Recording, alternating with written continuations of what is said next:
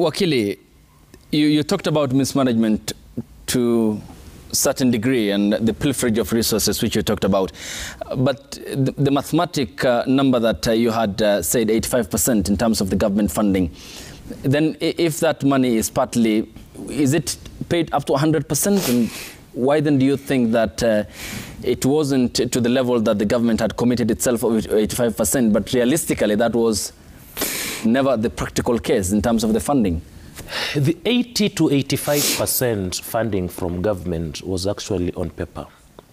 In actual sense, government was remitting up to 43% of the commitment it had made to university government-sponsored students. This is partly blamed on perhaps wrong priorities. Instead of funding universities as initially committed, you fund another project, another program.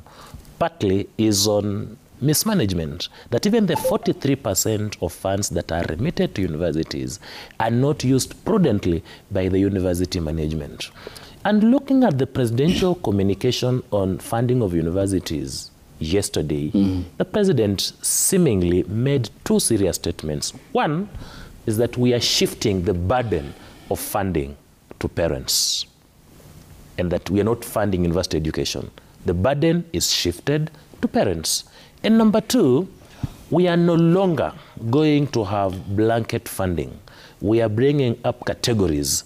Remember, President gave us 4 categories.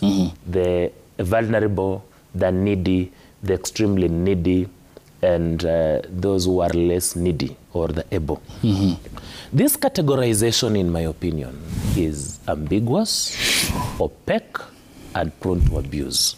How do you categorize? What are the parameters that will be used to place students into these categories? Going forward, we are going to turn university selection to a model that is similar to police recruitment in this country. But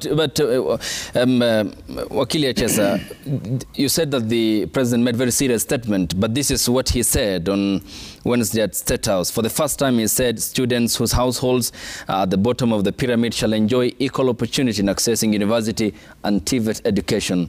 Their households shall not make any contribution towards the education of their children. Ayub, we have what the president said, which is different from what the president meant, which is different from what the president is understood to have meant. When we are saying that students from vulnerable households will not make any payment, that to an extent is already happening because students who qualify for help mostly are from vulnerable households. Government has been giving them money.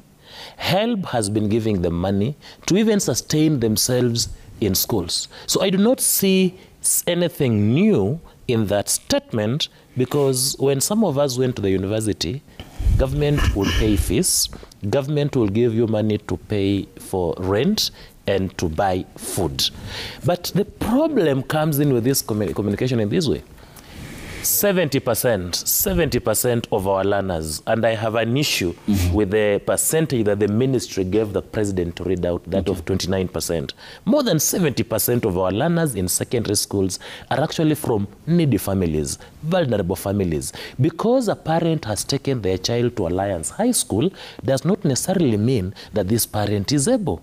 It means that this parent has sacrificed. And why parents in this country sacrifice to take their children to very good high schools is to save themselves the burden of university education because they know that after they have done extremely well in these good public schools, they will go to universities, take the courses of their choice, and be fully funded by government. How many students from these vulnerable households, for example, are able to qualify for medicine and engineering?